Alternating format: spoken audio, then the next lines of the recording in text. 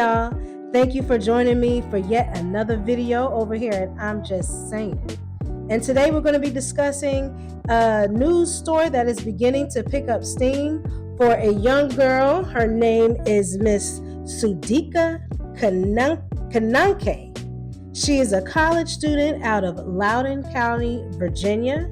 She was on spring break in Punta Cana, DR. Now, I've always wanted to go to Punta Cana, but I've always heard some things about Punta Cana. Not too long ago, maybe it's like a year, two, possibly even 3 years ago, where there were some stories about people getting fake alcohol, or they were putting some kind of toxins in people's drinks, and it was just a mess. And it was just a whole lot going on with being a tourist, and they were trying to avoid or trying to tell people don't go visiting the Dominican Republic for whatever reason. So I can see how this story can want to be under wraps as of right now as far as what happened to Miss Kananke. But anyway, the story is picking up steam as law enforcement begins to expand their search. I know the FBI has gotten involved. So I want us to take a look at a couple of news clips that I found and continue to keep an eye on what happens. And let's discuss it. College student from the U.S. still missing tonight. She was on spring break in the Dominican Republic. Fox News correspondent Nate Foy has the latest on the investigation. A desperate search is underway for 20-year-old Sudika Kananke. The University of Pittsburgh student was on a spring break trip with friends in Punta Cana, where she went missing early Thursday morning. We want to find her. We want to hopefully find her safe and sound. Right now, there's just so much that we don't know. Kananke arrived at the Dominican Republic on Monday and was last seen on surveillance video at 4:15 a.m. Thursday morning, heading to the beach with a group of people. Surveillance cameras capture that group later returning without Kananke, who is believed to have stayed behind with a young man. According to local reporting, authorities are now interviewing him to determine what happened leading up to Kananke's disappearance. Some local reports say authorities believe she may have drowned, but officials in Loudoun County, Virginia, where Kananke is from, say there's currently no evidence of that. So the principal thing that you do in a situation like this is the FBI and our partners, the Dominican Republic, Civil Defense, and the Dominican Navy, they're searching for it, but they're also collecting as much information, putting together a footprint of exactly what and where she had been. Kananke was officially reported missing 12 hours after she was last seen.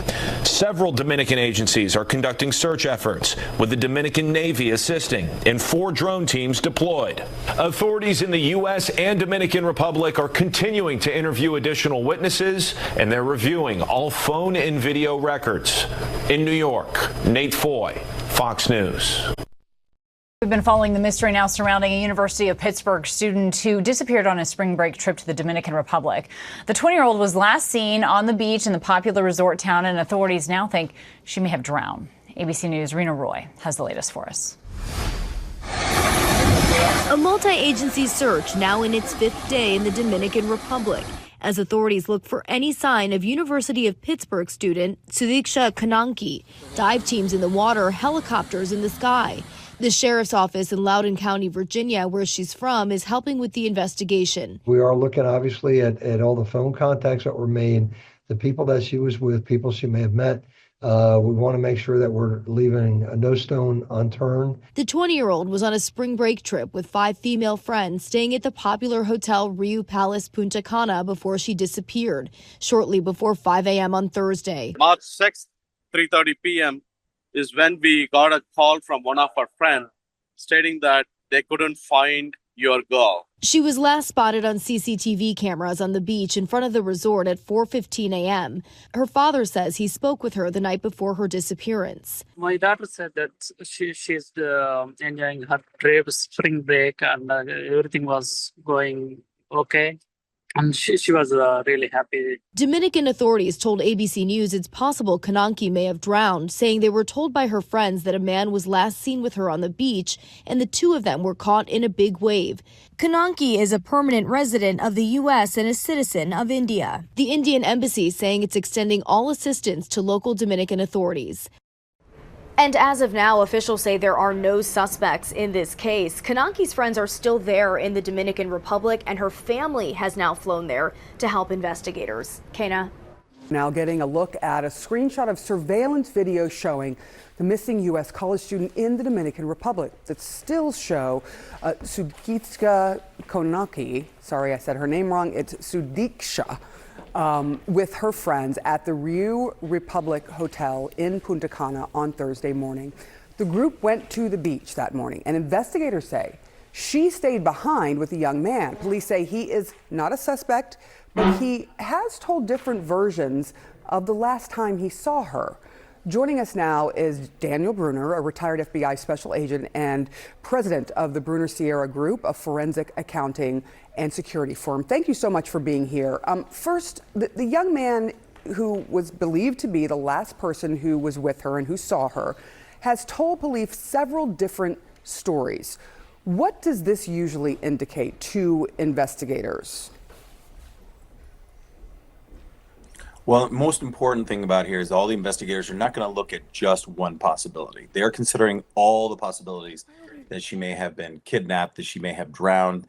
Obviously focusing on, there are some investigators that are going to be talking to this young man and finding out exactly what happened, his story, what he remembers. And obviously from what we've understood, allegedly, the story has changed up to 3 or 4 times. And we have to understand that he may have been drunk, he may not remember, he may have been passed out. So we have to consider all the possibilities in not only focusing on one individual and not only focusing on one possibility, but looking at all the possibilities. But having this individual is very similar to the Natalee Holloway situation. You know, having investigators, some investigators focusing on him, that's very important to figure out what he, because his information, he was the last one to see her alive, allegedly, is very important. When you get several different versions of what happened from someone, in your experience, do these stories often have kernels of truth in them that investigators can sort of use to go on to try to figure out what really happened? Absolutely, because the possibility that this individual may have been involved in her disappearance, there may be some parts. So an individual, when they're being investigated, they may say little bits of truth along the lines where they're trying to tie up a lie and they're trying to cover up their tracks and to lead the investigators. So there may be some kernels of truth in there. So that's why investigators who, and from what I understand is the FBI is involved, the legal attaches from the Dominican Republic are involved. So their expertise will be very, very valuable into analyzing, maybe behavioral analysis unit from Quantico. They'll be involved and they'll coordinate and help out the ALATs and to analyze and to look into this individual's mind to see if he was involved in her disappearance. And like you said, look at the little bits of truth that may be involved there and pick out that information, and that'll provide and create new leads for the investigators. Yeah. And at this point, you know, we should be very clear. He is not a suspect. Police are not calling him a suspect, but they are looking into these sort of different versions of the story and trying to understand why there are different versions coming from him. There is a massive search team out there that are working on this with authorities from the U.S. and India. You talked about the different agencies. They're using a bunch of specialized marine equipment trying to find her. What can you tell me about how difficult it is to try to coordinate this when somebody is abroad, they're not a citizen of that place, and there's several different groups that are trying to come together to figure this all out and to try to find her? Well, a situation like this is even complicated here in the United States. So having a central command center is very important to have all the information coming to one location. Obviously, hopefully in the Dominican Republic, they train for this sort of event, but the FBI is going to be there. They hopefully will provide their command crisis situation and funneling all the information into one location so that there isn't multiple streams of information and that one person finds or one agency finds out information and that's not funneled to the other agencies, which could provide a crucial clue. So it's very important that all this information is brought together. Hopefully the U.S. Navy, who has extensive experience in doing search and rescue, they'll be involved. They'll be analyzing tides. They'll be analyzing the flows of the ocean to look at possibilities of where, if she had allegedly drowned, where her body could end up. So there's a lots of different information all piping in, just like you said. So it's very important that this information all come to one central location so that there isn't one agency finding out information that may provide a vital clue to another group of investigators and putting all these pieces together. Yeah, it's just devastating for a family who is sort of sitting and waiting and not being able to do anything, but trying to keep her name out there and hope that people do the right thing and help find her. Daniel Bruner, thank you so much. I really appreciate your expertise on this. Jessica Hasbun is on the scene in Punta Cana. Jessica, what more do we know about this investigation?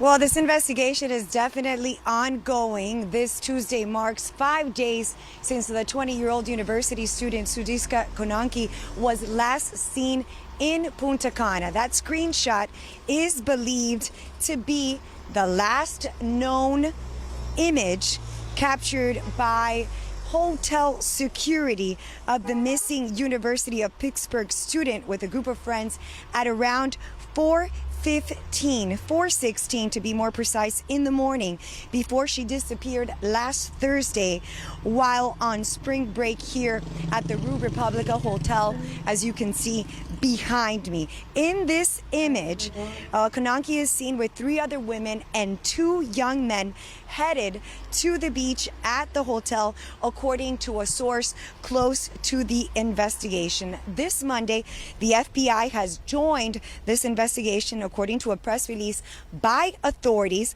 A special commission has been formed with Dominican authorities to further investigate the case. In addition, authorities have announced that they will be re-interviewing people connected to the disappearance of the young woman, including particularly that young man who is believed to be the last person to have seen Konanki, who has already been questioned by investigators and is being kept in a hotel room under police watch as the investigation continues. It's important to note that he is not officially detained, a source close to the investigation told CNN, and at this time, he is not considered to be a suspect.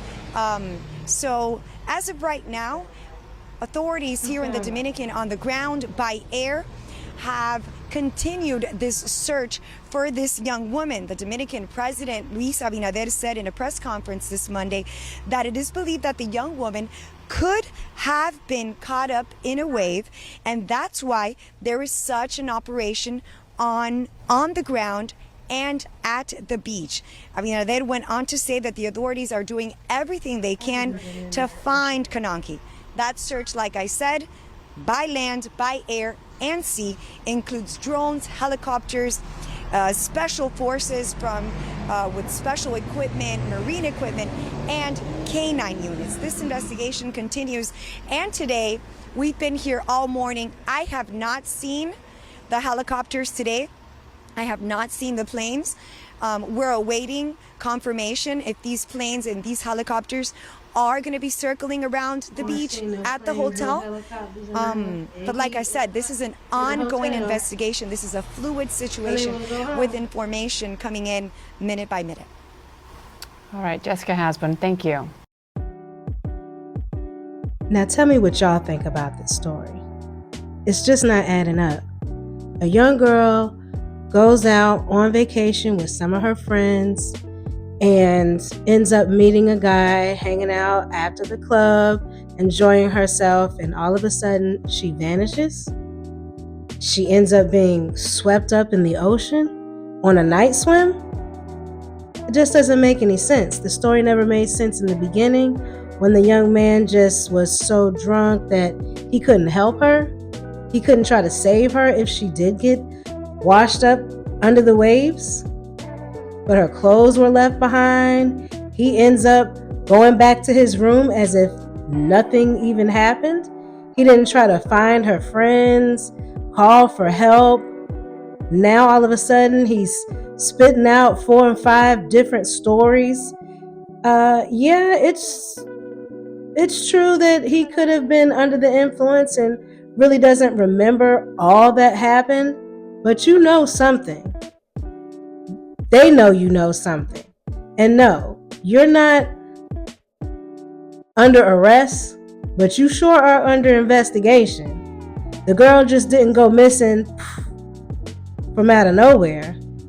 And then all of a sudden, you have story A, B, and C, and we can't get to the bottom of it.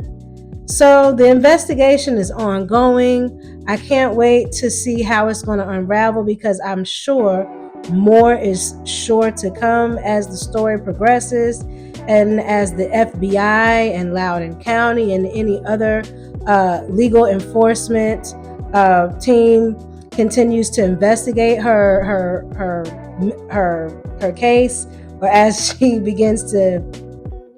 they continue to investigate and look for her. So you tell me what you think. Leave something in the comments, and let's see what happens.